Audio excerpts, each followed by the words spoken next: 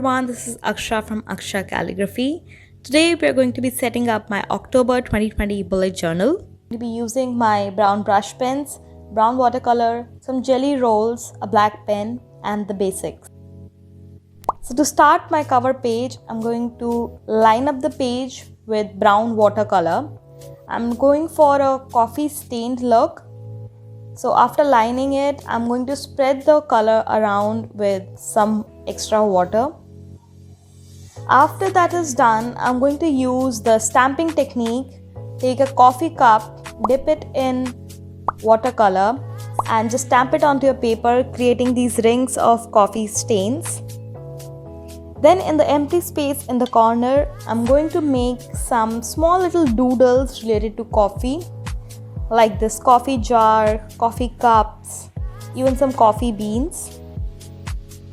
I'll be using these doodles later in the bullet journal to decorate some little parts of it.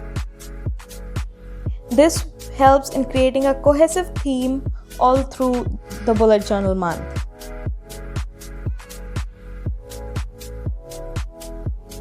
I don't want to go too overboard with the doodles, so I'm keeping them fairly simple. Almost all of them include a cup and some extra design on them. I'm also drawing some coffee beans here and there, but again, I'm not filling it too much. Also, since most of my cover is already brown, I am not going to fill the doodles completely. Just going to give them a little shade of brown and otherwise leave them white. Next, I write Hello October in the center of the rings and draw my calendar below it.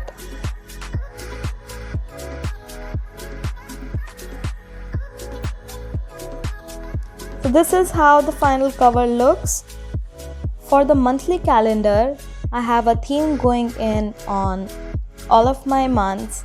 I form a simple basic calendar with square boxes, and at one end of the spread I'll write the month name. To fill in the calendar, I'll simply write the initials of the days and also make a small upcoming dates column in the bottom. Continuing with the stamping theme, I make the headers for the to-do list and YouTube tracker using this technique. Next, to decorate the page, I make again this small cup doodle with a YouTube symbol on top. For the to-do list, this month I have decided to give it the shape of a big old coffee cup. You can see how a simple doodle works wonders in giving this page an extra artistic look. So I don't tend to go totally overboard in my bullet journal spreads, but I do like to add a little something to decorate them. Next, I simply use my black brush pen to write the name for these trackers. Next, I'm going to make my habit and finances tracker.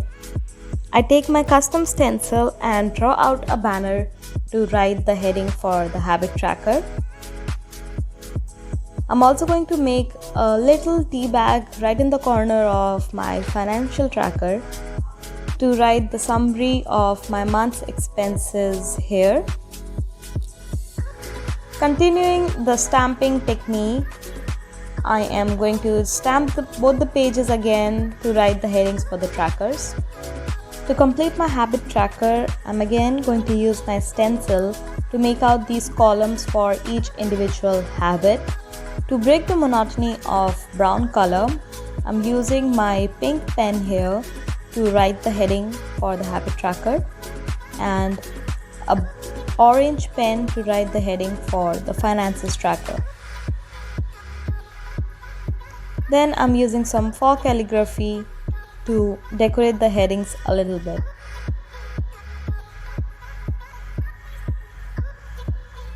I'm doing both the pages kind of simultaneously here, so I hope that doesn't confuse you much. In the habit tracker, I'm now going to add a little doodle and a motivational quote, which is also a coffee pun, which says, "I'll give it my best shot." I love that cute coffee doodle here. It looks so motivated and yet it's so easy to make like all the other doodles. I also gave it some pink cheeks to make it look extra cute. I continued the coffee stains theme for the weekly spreads. I tend to make 1 week on one page.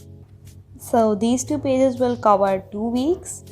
For the next 2 weeks, I went with a cleaner look, just staining the edges of the paper, staining them and then using water to spread it so it looks a little more rustic. I decided to go with a tea bag shape for each individual day. This was super easy and quick to make using my stencil. I made 7 on each paper. In the remaining space, I wrote week 1 and week 2, made a small medallion sort of design to signify my goals, and this created a little space for me where I can write some notes during the week. Next, I went in and filled all the days. I repeated the same process for the next 2 weeks spreads also. I changed up the center portion a little bit, creating a proper box and a bookmark to write the goals. This gave me a much cleaner look, which I liked more than the previous one. I also had to make one for week 5 since I didn't start the first week with a Monday. And on the one page that I had left, I filled it with a gratitude list. This is something new that I'm trying for this month because I realized that lately I've been complaining a lot. So some goodwill will be nice. I used pink and red color to break the monotony of brown in this spread. Just writing out the days, and with that our monthly spreads are complete. Here's a flip through of all the trackers that I did.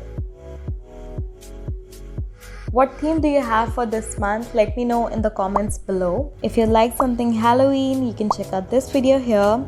Like this video and subscribe to my channel for more.